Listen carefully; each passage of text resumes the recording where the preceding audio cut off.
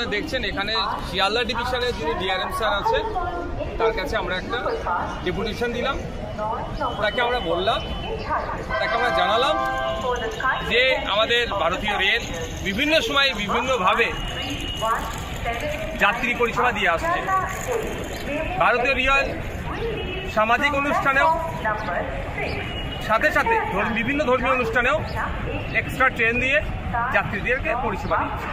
আমাদের এখন আইপিএল শুরু হয়েছে, কলকাতার খেলা ইডেন গার্ডেন্সে খেলা থাকলে এক্সট্রা ট্রেন দিচ্ছে।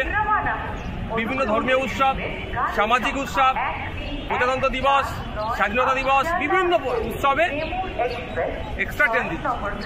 মুসলিম সম্প্রদায়ের মানুষজনের সর্ববৃহৎ উৎসব হচ্ছে ঈদ।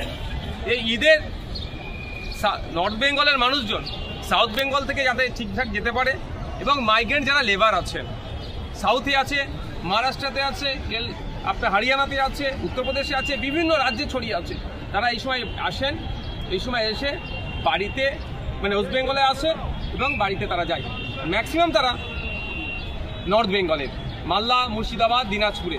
তাদের যে ট্রেনগুলো নিয়মিত যে ট্রেনগুলো চলে ওভারলোড হয়ে যায়, ফলে সাধারণ যাত্রীদের অসুবিধা হয়ে যায়। প্রতিনিয়ত যারা যাতায়াত করেন তাদের যেমন অসুবিধা হয়, সাথে সাথে যারা মাইগ্রেন্ট লেবার তাদেরও যাওয়াতে অনেক অসুবিধা হয় এবং ফিরে যাওয়াতেও তাদের অনেক অসুবিধা হয়।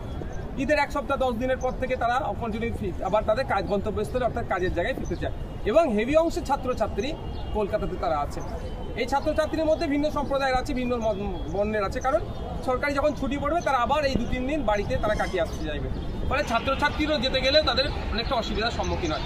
সেই জন্য যাতে এক্সট্রা ট্রেন অ্যালট করে সেই জন্য ডিআরএম স্যারের কাছে গিয়েছি।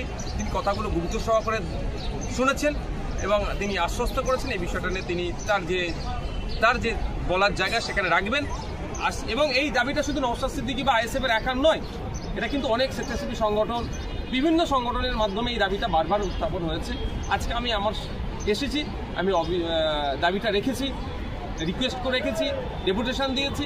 তিনি আশা করছি আমাদের মানে যাত্রীর সহায়তার কথা ভেবে, যাত্রী পরিষেবার কথা ভেবে, রেলের এবং বাড়তি ইনকামের কথা ভেবে তিনি এই ঈদের সময় যা নর্থ বেঙ্গলে যাওয়ার ক্ষেত্রে এবং ঈদের থেকে নর্থ বেঙ্গল থেকে আসার ক্ষেত্রেও যে এক্সট্রা ট্রেন যাতে অ্যালট করে তার জন্য আবেদন করছি। আমরা এর আগেও দেখেছি দুর্গাপুজোর সময়, তারপরে গঙ্গাসাগর মেলায়, কিছুদিন আগে আইপিএল খেলা হলো, সেখানেও কিন্তু অতিরিক্ত ট্রেনের ব্যবস্থা করা হয়েছিল। কোনো বছর কিন্তু ঈদের ক্ষেত্রে এই অতিরিক্ত ট্রেনের ব্যবস্থা করা হয় না, বরং ভাড়া বাড়ানো হয়, ট্রেন কমিয়ে দেওয়া যায়, এরকম নানা অভিযোগ আসে। না, ভাড়া বাড়ানো হয়েছে বলে এই অভিযোগ আমার কাছে জানা নাই, তবে ট্রেন কয়েকবার ক্যান্সেল হচ্ছিল এই অভিযোগ শুনেছিলাম।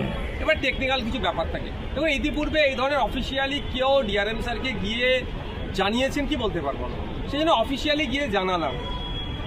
একটা প্রুফ থাকলো আমাদের কাছে, একটা রেকর্ড থাকলো যে আমরা রেলকে জানিয়েছিলাম, শিয়ালদা ডিভিশনকে জানিয়েছিলাম এটা করা দরকার। এতে শুধু যাত্রী পরিষেবা বাড়বে নয়, রেলের ইনকামও বাড়বে। আমরা রেলের ইনকাম বাড়ুক, সাথে সাথে নাগরিক পরিষেবা বাড়বে, দুটোর কথাই ভাবি। হ্যাঁ, আমি বলছি তো, বিভিন্ন ধর্মীয় উৎসবে, বিভিন্ন সামাজিক উৎসবে, খেলাধুলার ক্ষেত্রেও এক্সট্রা ট্রেন চালানো হয়েছে। কলকাতার ইতিহাসে বা শিয়ালদা ডিভিশনের ইতিহাসে অনেক রেকর্ড আছে।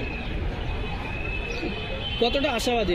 দেখুন, ওই কথাটা বলেছি, ডিআরএম স্যারের গুরুত্ব সহকারে শুনেছেন। আশা করছি এবারে পজিটিভ কিছু একটা হবে।